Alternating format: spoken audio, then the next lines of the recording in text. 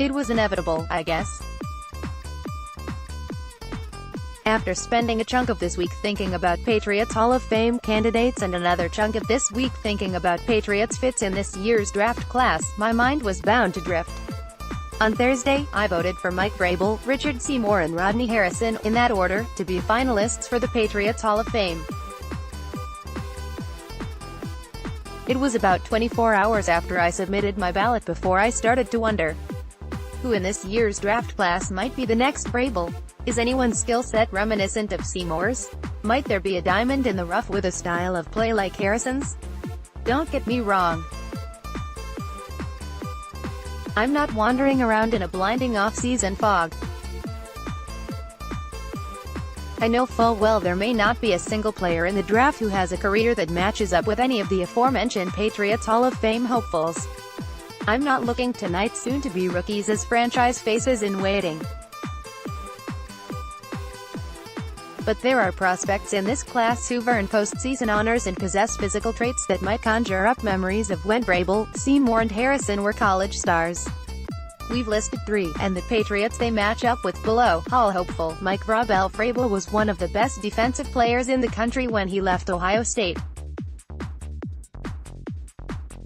Two-time All-American, 2-time Big Ten Defensive Lineman of the Year, 3-time All-Big Ten selection.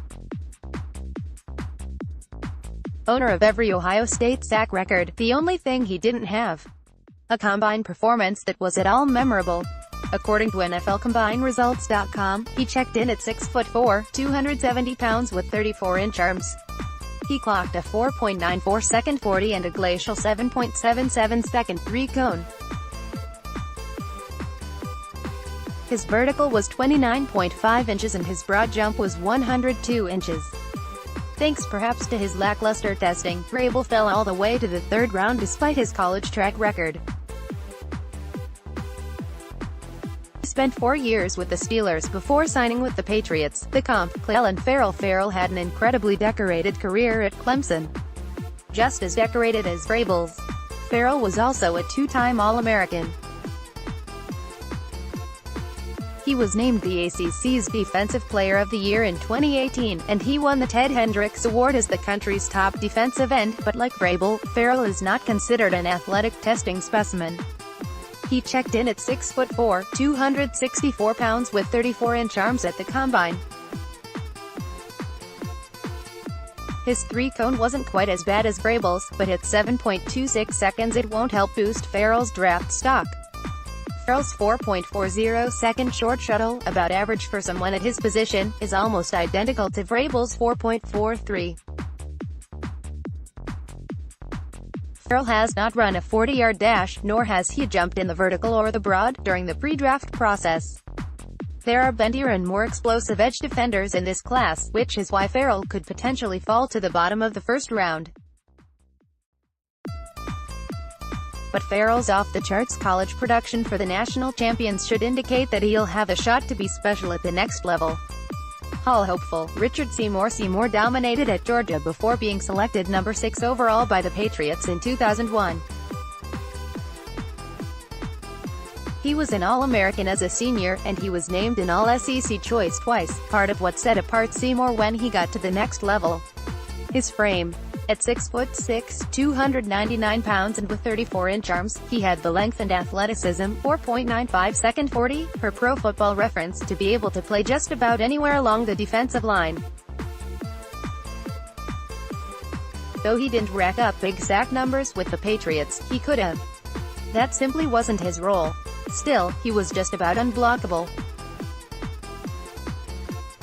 Just as he was at Georgia.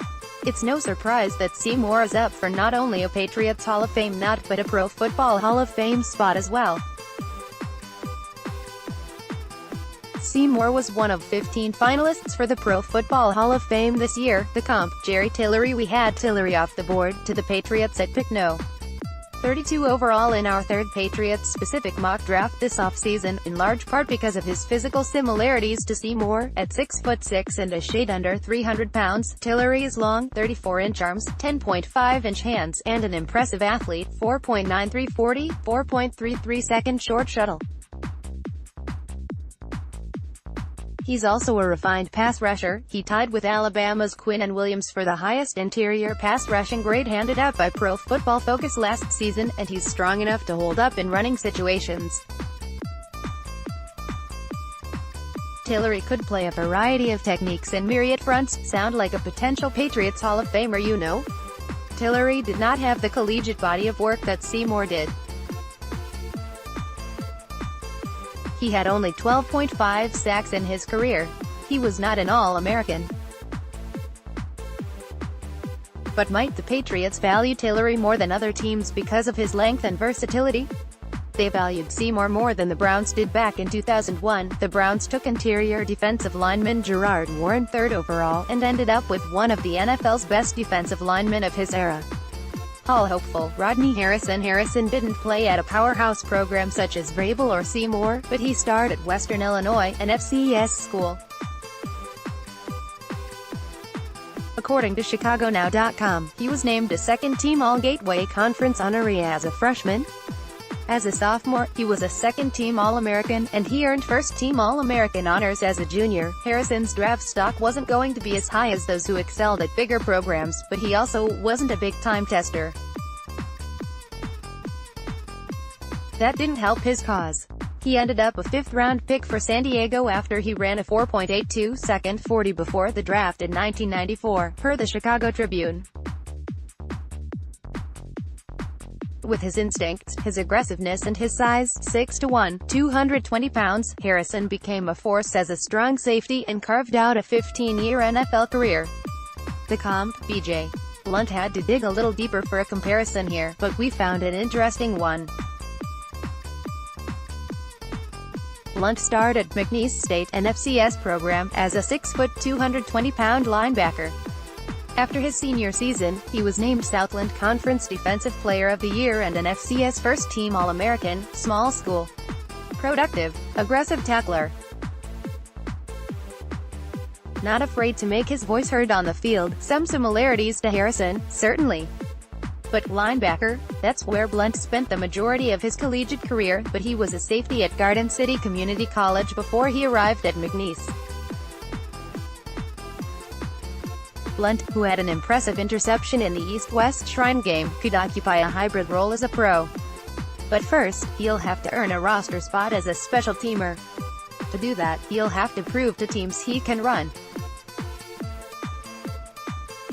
Like Harrison, Blunt clocked a forgettable 40-yard dash time, 4.73, in the pre-draft process.